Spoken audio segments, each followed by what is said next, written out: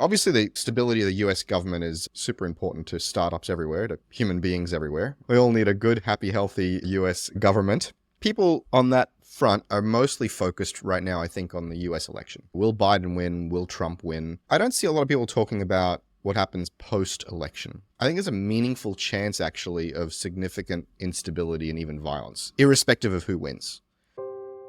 You're listening to the Startup Podcast. This is a Reacts episode. Industry insiders having frank debates about the latest tech, politics, and business news.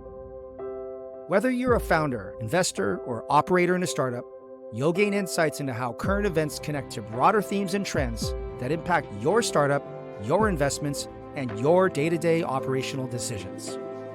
The conversation starts now. Hi, I'm Yaniv Bernstein. And I'm Chris Saad. And I'm Emil Michael. Welcome to this week's Startup Podcast Reacts. On today's show, we're going to discuss Apple issuing a huge dividend and a giant buyback. Is this representative of their slowing growth and product incrementalism, or is this just good management? We talk about ChatGPT, Perplexity, and Google fighting it out for the next generation search game. Who might win, and is search even relevant in a post-LLM world? And finally, and most provocatively, we talk about a post-election civil war in the US. Could electing Biden lead to massive civil unrest and even dreaded civil war? Stay tuned to learn more about that and much more on this week's show. This episode of the Startup Podcast is brought to you by Vanta. You might know that sinking feeling. You're about to land a big contract when they ask about compliance. SOC 2, ISO, PCI, Essential 8. You've just snatched defeat from the jaws of victory. Not anymore. Vanta massively accelerates your compliance efforts and allows you to get those life-changing deals back on track. Don't wait until it's panic stations, though. Get started with Vanta today. They're offering 20% off their prices just for TSP listeners. Do yourself a favor. Hit pause, go to vanta.com/TSP, that's VANTA.com, to get that 20% off.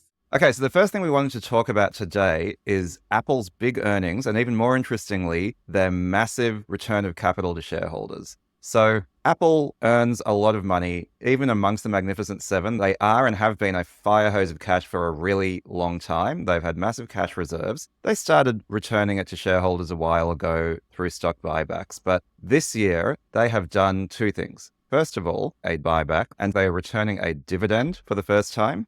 And the buyback is massive. It is over $100 billion. That's bigger than the market capitalization of most companies. Now, typically, this sort of thing happens when companies feel like, well, we can't make good use of this capital. The best return for our investors is to give it back to them. So Apple, ever since Steve Jobs came back, I guess has been on a growth tear. The conventional wisdom is big tech companies are very frugal with returning capital because they want to keep investing in the future. And the timing is also interesting because right now, there are other bits of earnings as well coming out of Facebook, Google, Microsoft. Everyone is increasing their spend because of one thing, and that one thing is AI. People are buying huge numbers of GPUs, building out huge new data centers, preparing themselves for what they see as a future growth opportunity. And of course, Apple, by the way, still spending a lot of money, but I thought the timing of this was interesting. And what does it say about Apple, how they see themselves, and maybe about the sort of Magnificent Seven and the future of these now gigantic companies, the biggest companies in the world?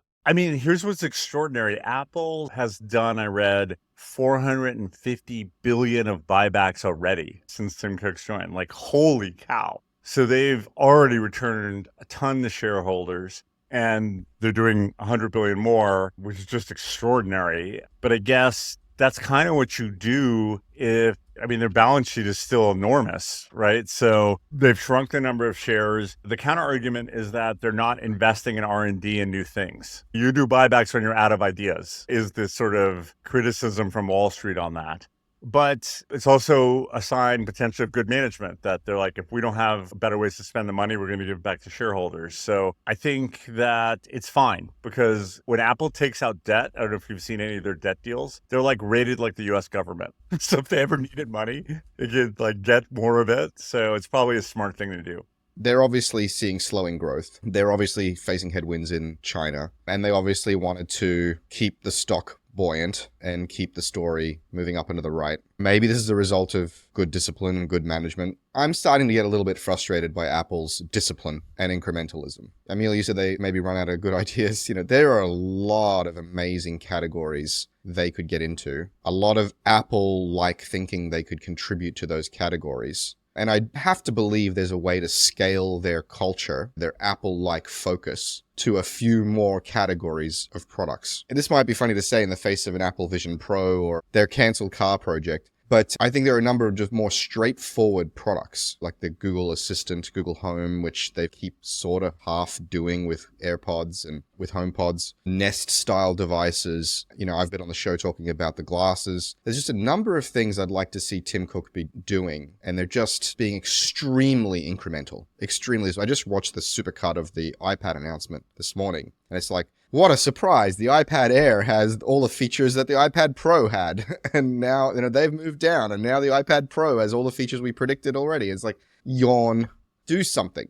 Do something. I continue to believe that with a proper AI strategy, hopefully starting to reveal itself at WWDC, that should accelerate their opportunities, their potential for upside on the business, on the stock. I'd just like them to do something a little more interesting outside of Vision Pro.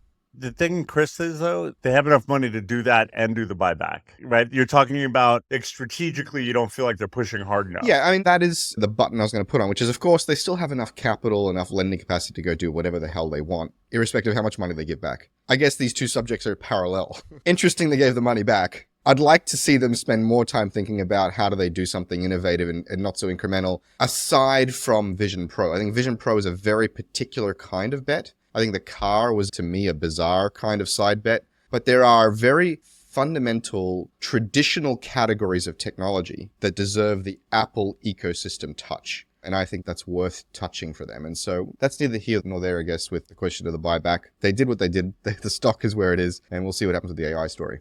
Yeah, I mean, I guess there's a couple of things here. Like, first of all, if you think about it, there's been this sort of cult of growth in shares. And, one of the things that distinguishes a share from a derivative, or effectively simply a speculative bet on the future direction of the share price, is the fact that eventually you've invested in a profitable business and some of those profits end up being returned to the shareholders. And so I feel like, yes, sometimes that time can be a long way in the future, decades in the future, but eventually a successful company should be returning capital to its shareholders, because that is actually the point of it. And, it has been decades. Apple for a long time was not profitable, although, as you say, Emil, they started doing stock buybacks, which are effectively a way of returning capital some time ago. So I think that's reasonable. But to me, there's a symbolism here in the timing where everyone else is accelerating their investments because of AI, and Apple is sort of not. And instead, this is how they're allocating their capital. Yeah, they're not out of ideas. And, I think there is a limit to how much you can spend. But it was interesting. Mark Zuckerberg was on the Dwarkesh podcast, which is a pretty good podcast. And he was talking about what he's learned about AI. So this is really interesting in terms of where Meta is thinking, right? Basically, they were pursuing this metaverse thing, which has obviously so far, been a total flop. But because of the metaverse work they were doing, they'd actually pre-ordered a lot of GPUs. And now AI happened. And Zuckerberg's like,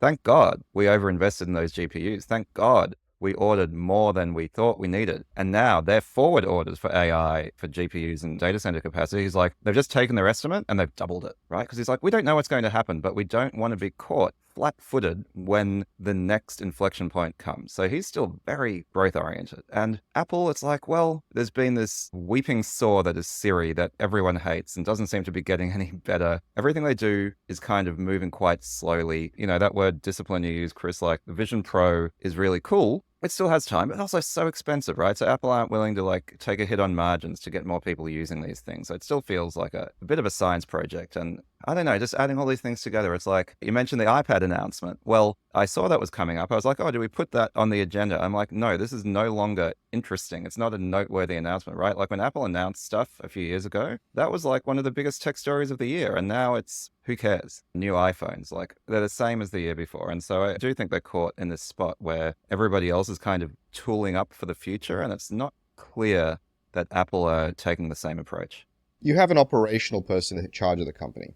And I think he's done a very good job in maintaining product cadence. He's even made a few new interesting product bets. But I don't perceive Tim Cook, and I don't think anybody does, as some kind of product visionary, as some kind of big, bold bet, fast forward to the future guy. He's no Travis. He's no Mark Zuckerberg. He's no Bill Gates. He's no Steve Jobs. And he's at risk of becoming Steve Ballmer. At risk. He has not done that, but he's at risk. And these bets take a long time to play out. And so I feel like the discipline has just ticked that little bit too much. The incrementalism has ticked just that little bit too much. And again, I know some might be listening going, that's pretty funny given the Apple Vision Pro and whatever. There's more to do. There's more to do. We may all be surprised when they make their AI announcement. Like, yes, Siri's not approving because they're throwing Siri out and they're going to launch something else that's sort of Siri-like. And we're going to suffer with that until they launch it August, September. I do think they totally missed the home audio camera, which is a no-brainer. Right. Like total no-brainer stuff. Like who wouldn't want cooler Apple devices than these Ring cams or these Nest cams and all these things? They had the Home Pod, but there was like nothing else there. So I never thought the car was a particularly good idea. But yes, there's some obvious things they missed. And now I do think their China business that's serious risk as U.S.-China relations continue to deteriorate. And that's a big thing for them. On the sales side, like manufacturing, they've started to move to other countries and de-risk that. But yeah, I think there's a gap in inventiveness there that I think needs to get filled. And I don't know how it is going to get filled. Yeah, right. I mean, you nailed it, Emil. Like, how's my house not filled with high-end speakers by Apple or by Beats, high-end security cameras, high-end thermostats, high-end whatever. And I get it. Apple does a small set of things really well. I get it. But like, how old are these categories? How enmeshed are they in our lives? There's plenty of time to have done the Apple last mover advantage play. And it's just like, oh my God, we're going to get AirPod Max USB-C at some point in the near future, hopefully, if we're very, very lucky. Like, give me a break. Come on. So yeah, I'm with you. Okay, for our next topic, we want to talk about rumors that ChatGPT is working on a search product that will rival or could rival Google. Now, of course, we all know Google is the house that search built, and search is one of the most important products and services on the internet. It's an intent fulfillment machine. It's often said that if you can fulfill intent quickly on the internet, you make and print billions and billions of dollars, and no one's done it better than Google. That's Google's beating heart. That's where all their revenue comes from. And so for OpenAI and by extension, Microsoft to be building some kind of next generation search product, that would be a direct, let's call it attack or risk or threat for the Google core business, something that Bing has not been able to pull off in days gone by. And so the question becomes, what does this product look like? How might Google respond? And will it make a real dent in Google's business? And might we be moving over from Google search to Bing search or to Chat GPT search or OpenAI search any day soon? It's also worth pointing out there's a startup called Perplexity,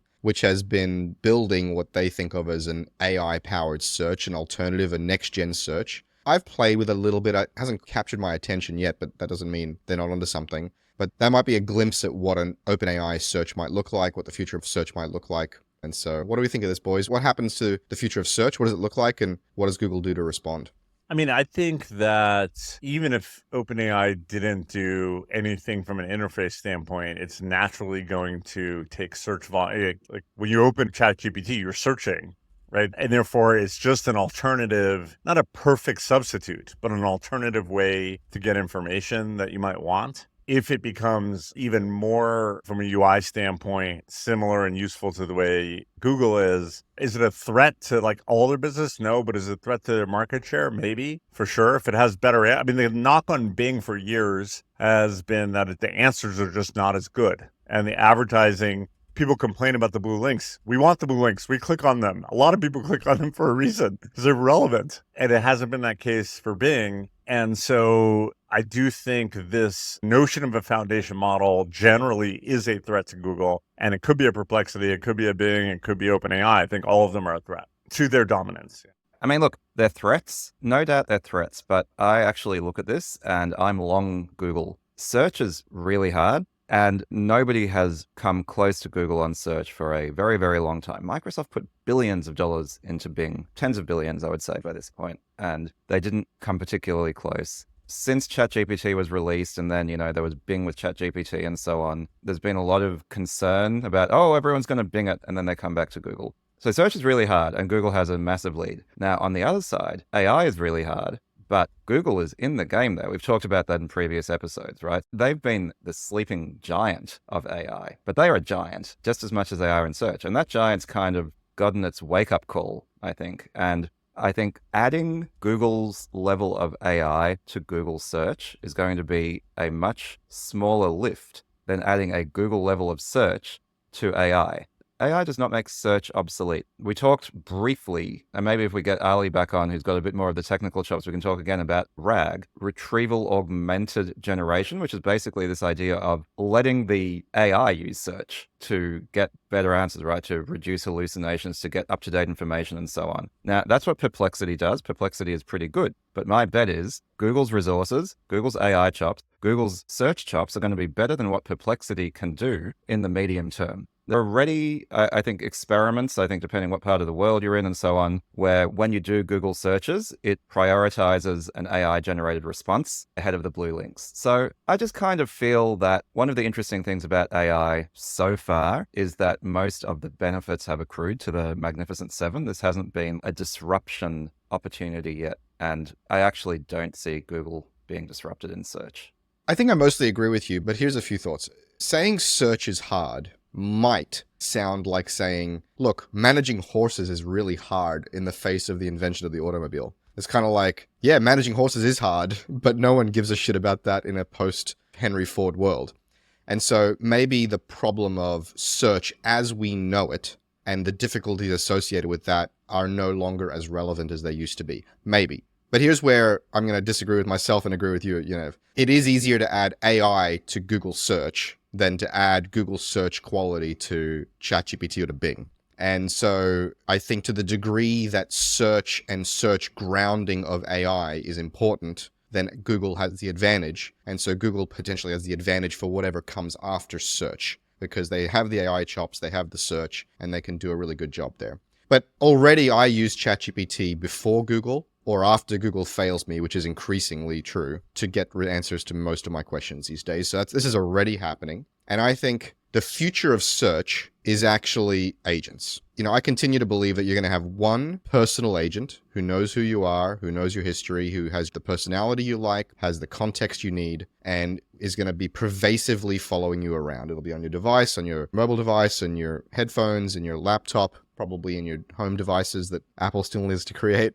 And you're just going to speak into the ether, and it's going to go do searches for you. It's going to go do transactions for you. It's going to go do work for you. And you're never going to see a search box again in your life, probably 5% of the time. And so whoever owns that agent owns the distribution and owns whatever search engine is underneath, and will own the monetization, because the monetization will not necessarily be ads. It'll be the transactional clip of the ticket as you go around the world executing transactions. It's a paradigm shift in terms of how users are going to interact with these foundation models. So you don't have to be great at search necessarily in the Google sense. If you wanted the 10 best chiropractors in your area and you type that into both Search or Perplexity or OpenAI, it's not clear that Google would necessarily give you a better answer. Not right now.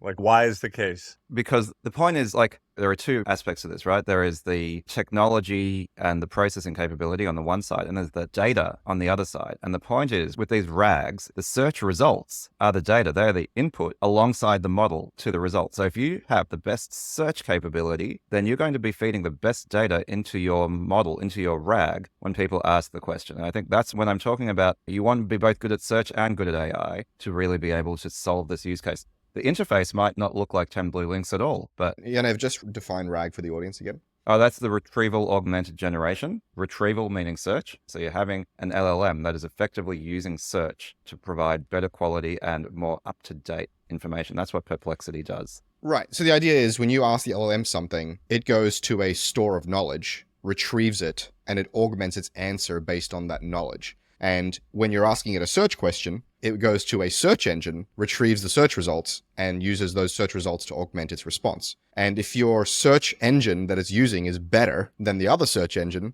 you win. Presumably, right? Because if Google's 10 blue links, and by the way, Google's not been 10 blue links for a long time. They have this incredible knowledge graph and incredible summarization and all this other stuff. I think we do them a disservice by calling them just 10 blue links. If Google's search result page or data object is better than Bing's, then Google's AI has an advantage just from that knowledge base that it's retrieving from. And as you said, Yaniv, Google's pretty bloody good at AI as well. So you marry those two things, it's like peanut butter and jelly, and Google has a real advantage here. And OpenAI is working with a disadvantage, which is Microsoft's garbage at Bing. And so we'll see how this plays out. I think it's going to be very exciting to see. But as I said, I think ultimately this is going to be a distribution game, and whoever owns the agent is really going to win. I have one other thought on this before we move on, actually, which I think is, again, why I'm long Google. Distribution, right? Distribution is always underestimated, which is like, where do people go? What is the muscle memory when people have questions they want to ask, right? And again, Chris, you say you use ChatGPT first. We have to accept that, we are all technology people, technology early adopters. But Google pays Apple, was it $17 billion a year or whatever, to be the default search on iPhones. It is the default search on most Android phones. Chrome is the dominant browser in the world. Guess what the default search is on Chrome? And so I think the point is people have decades of muscle memory. Their devices prioritize Google search. And so I kind of feel Google gets to fumble the bag on this a couple of times and will still come out winning. They need to fuck up royally for a long period, which they're capable of doing. They've done that in messaging for sure, to not come out ahead here, right? Because they have all the advantages. Yeah, that's sort of what I'm alluding to, right? Which is thinking of it as a search war is, I think, the wrong level to be looking at it. I think it's an agent war, and who owns the surfaces by which the agent is invoked, and how pervasive or ubiquitous are the agents. You have Google's Assistant and all their surfaces, and you have Apple's Assistant and all their surfaces. And you have Microsoft's devices, which have all been switched to Google Search. And they'll stick, Cortana or Copilot or some other nonsense there. So you're really back to a 3-agent world, and may the best agent win. This episode of the Startup Podcast is brought to you by Vanta. The team at Vanta are passionate about helping you secure your business by vastly cutting down on the time to get compliant with frameworks like ISO 27001, SOC 2, and Essential 8. Vanta lets you close deals, sleep better at night, and get back to building your product. Help yourself and help the podcast by going to vanta.com/TSP for an exclusive 20% off deal. All right. Next topic we wanted to discuss. This one is going to be more political than usual, more purely political at least. I had a couple of scenarios I wanted to play out for you guys, and I wanted to see what you thought. I've done this a couple of times now, so we'll see how this one goes. It's actually less political, I think, and more about democracy. That sounds political. Well, I mean, there's politics over the top of democracy, and then there's kind of the democratic institutions and the society in which we live, right? And so I'm really talking about governance, and I'm talking about democracy and how current politics may affect those. And so obviously the stability of the US government is super important to startups everywhere, to human beings everywhere. It's District 1. We all need a good, happy, healthy US governance model and government. People on that front are mostly focused right now, I think, on the US election. Will Biden win? Will Trump win? And I don't see a lot of people talking about what happens post-election. And I think irrespective of who wins, I think there's a meaningful chance, actually, of significant instability and even violence, irrespective of who wins. And I wanted to kind of talk you guys through that and explain my reasoning and then see what you think. Let's talk about the first, more obvious case first. So if Biden wins, you can see it playing out like last time, where Trump refuses to concede, continues to perpetuate a lie that the election was rigged. Things may come to a head again around, let's say, a January 6th style event, maybe bigger, since maybe January 6th was, let's say, a dress rehearsal, and it could trigger a larger set of political unrest or political violence. Maybe. I think there's a meaningful chance something like a January 6th happens again, and, might that trigger some more back and forth. But I think the more subtle case is if Trump wins, he continues dismantling democratic institutions and norms, right? This is not a theory. He's been doing that all along. Media is the enemy of the people. The courts have been stacked with Trump supporters. Once independent departments have attempted to be weaponized against people, and I think that'll only happen more. And then the question becomes, is there another election? Is there another free and fair election? Is there another uncontested election? I don't know, but somewhere along that timeline, it'll feel like chaos and everyone's upset and protests and whatever, and it'll be like a frog in boiling water. What is going on? We don't know. But at some point, when does that become violent? Because again, he crosses some line for someone somewhere, and things are not going the way the majority of the country wants. And so in both cases, I'm seeing like a really meaningful chance that there is a delayed violent reaction after the election, and that it has some degree of chance to cascade. Maybe zero chance, maybe some chance, or more. I want to hear Emil.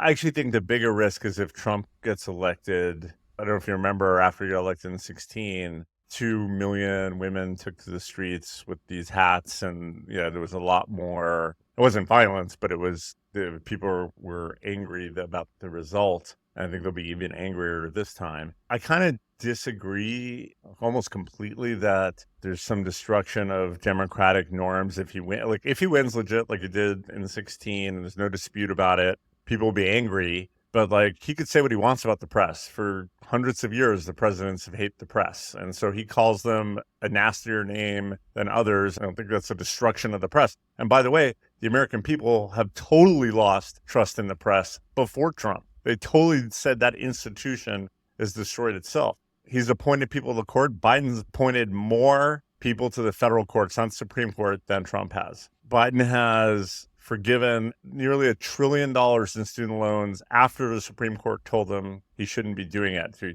found another way to do it. So I just don't buy it's democracy versus autocracy. That's just not a thing. I think it's just people are going to be angry no matter what. On January 6th, had there been 300 police officers there at the Capitol, it just wouldn't have happened. So like, I'm pretty sure that to the extent Biden wins, like, they'll just be more prepared. There might be a fissure where people are just angry, but I don't think this turns into like a violent conflict in either scenario.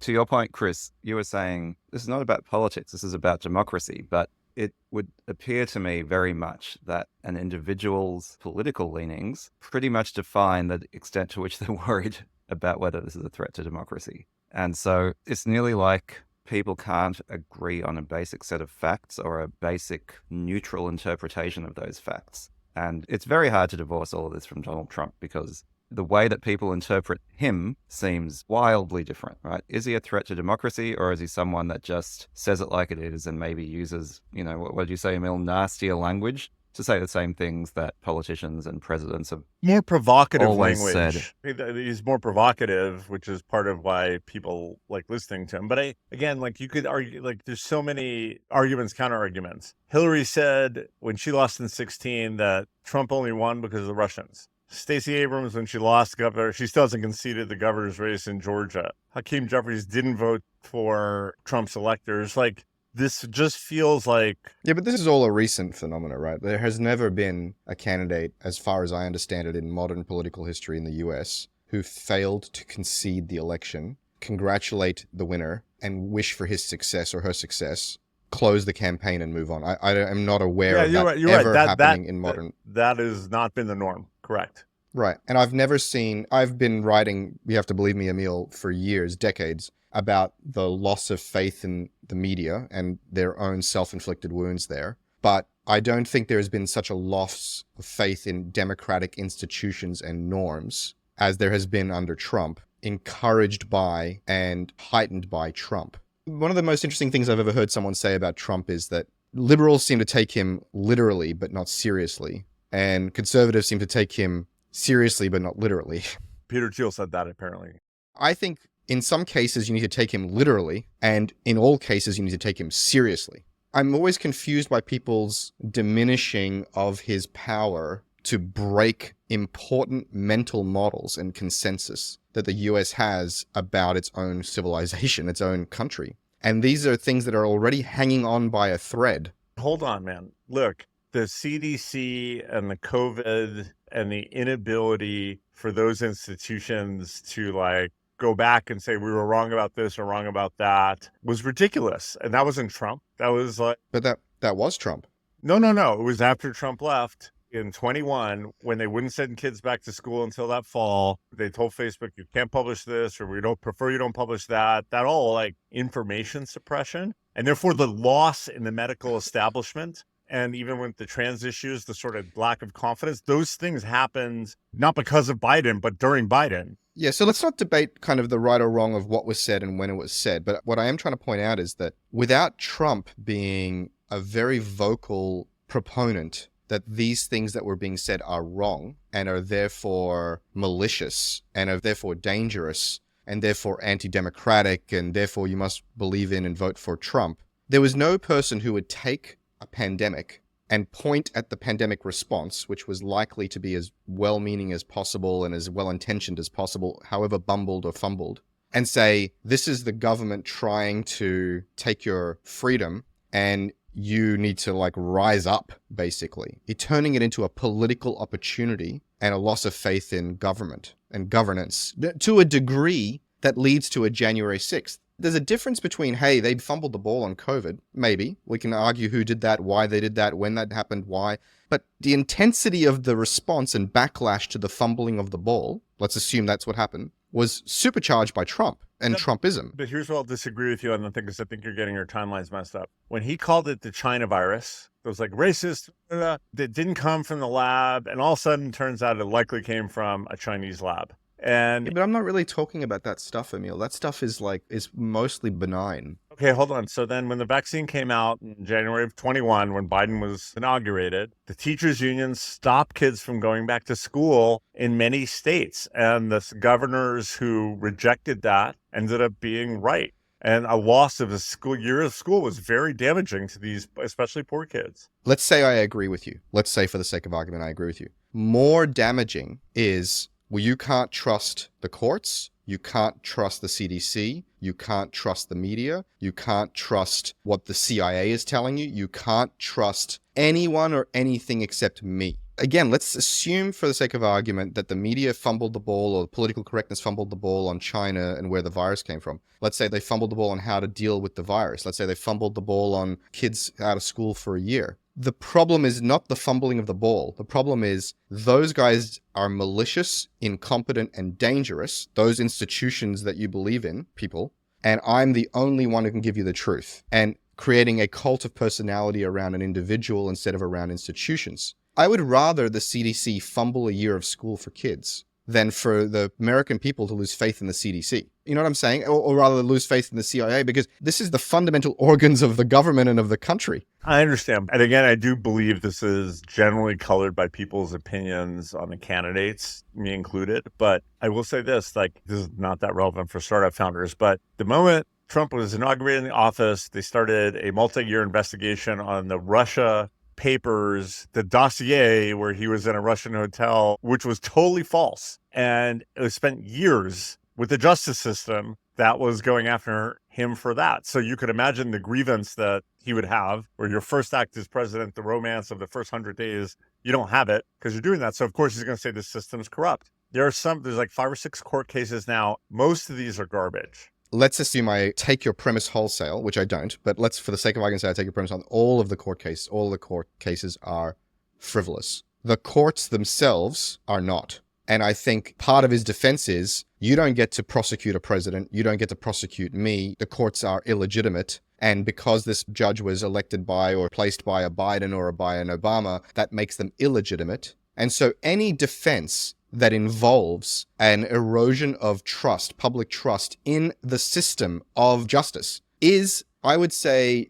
dangerous and divisive and damaging to the highest degree and is unbefitting a president. But I'm not actually arguing whether Trump is a good person or a bad person. I'm a bit surprised that you don't think of him as dangerous, actually. I think he's been dangerous, and I think that's been provably true. But that's actually not what I'm talking about. I'm talking about, for whatever confluence of reasons, irrespective of who wins, we are where we are, and I'm seeing a meaningful pathway to civil unrest, irrespective of who wins, and a delayed effect. So I'll tell you why I say delayed, why I emphasize delayed. I was really thinking about moving back to the US, and I was thinking, well, maybe I don't want to be there under Trump. Let's see who wins the election, and then I'll decide. And then I was talking to my friend, and I was like, hang on a second.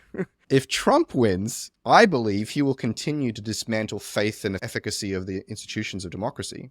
And if Biden wins, I think Trump won't concede. This plays out towards a non-zero chance of violence and a real threat to American democracy long term. And I just feel like I have not heard anybody else talk about it in those terms. They're kind of fixated on who's going to win the election. And I think we need to be looking past the election. If these college protests are a harbinger of things to come, it's the Trump election that will drive occupations of buildings and all this crazy stuff in another version, not against the Israeli-Gaza war, but against Trump. And I actually think there's much more risk of civil unrest. I agree with you. That is a pathway to the unrest that I'm speaking of.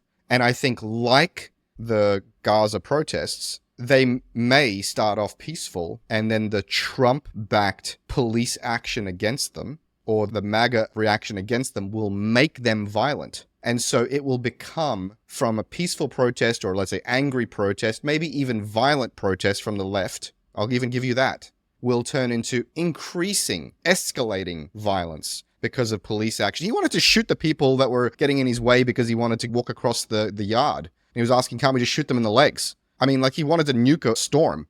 Like, he's willing to use violence against, like, the population. And I'm saying, once he's in his last term in office, and there are fewer reasonable people around him, yeah, I agree with you. The protests from the left can turn into violence from the left and right, and I'm worried about the response from there. That's just one of many pathways I see to civil unrest post-election. You guys are living in a bubble. Look at 2016 and 20. Was there a dictatorship in this country when Trump was elected?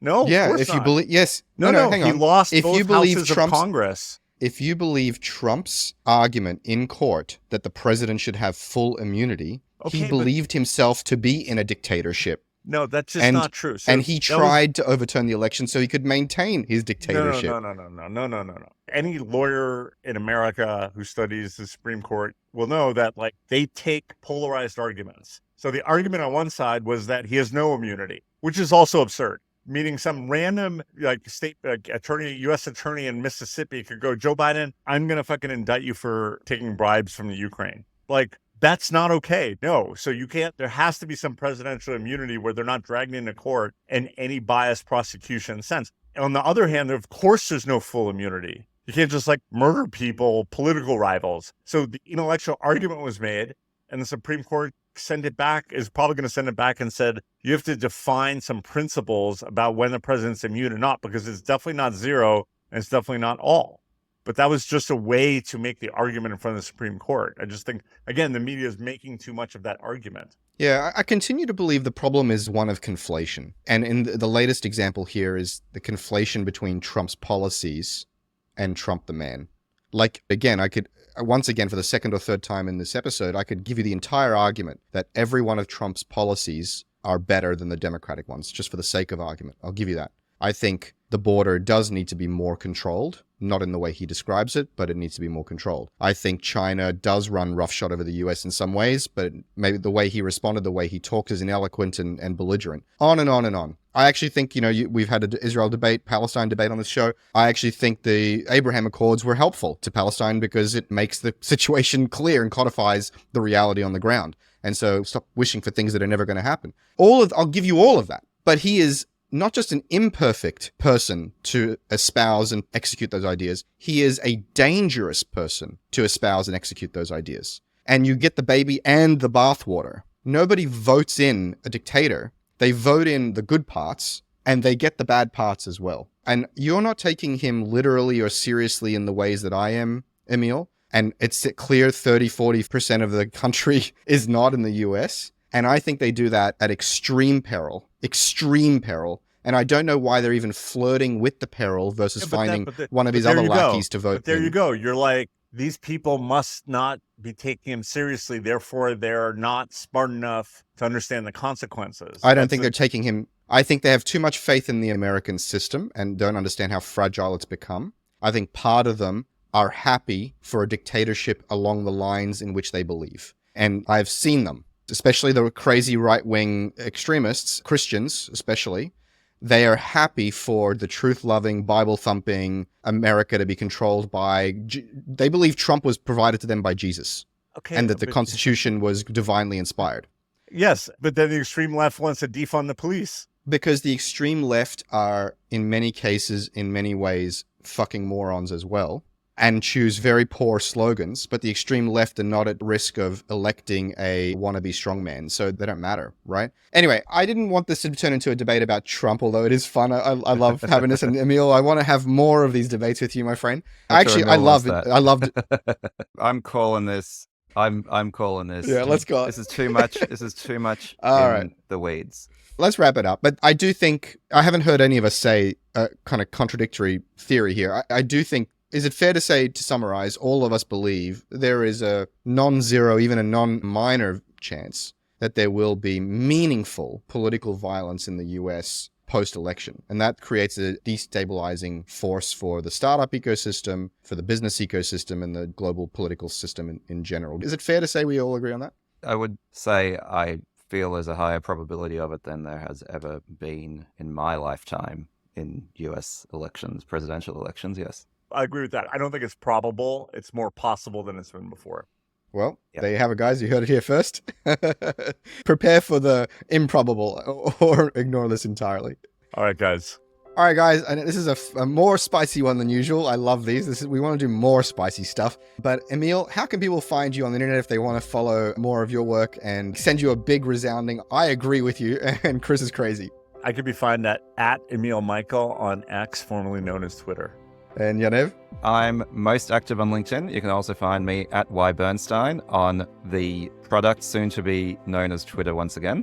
And you can find me on all the social media, Chris Saad. And you can also find me at chrissaad.com and chrissaad.com/newsletter, where I control my own damn distribution. Anyway, all right, guys, as always, we'll catch you in the next one. Okay, see ya. This episode of the Startup Podcast was brought to you by Vanta. Vanta helps businesses get and stay compliant by automating up to 90% of the work for the most in-demand compliance frameworks. With over 200 integrations, you can easily monitor and secure the tools your business relies on. Head to vanta.com/TSP for 20% off their incredible offering and start unlocking extra revenue today. What are we drinking? I think it's not a well-known fact that Emil is usually sporting a glass of wine during the recordings. So what is it today, Emil? It's a California Cabernet. It's 6 o'clock here on the East Coast. It's wine o'clock. I like it dry and bold. That's kind of like you, right? Dry and bold.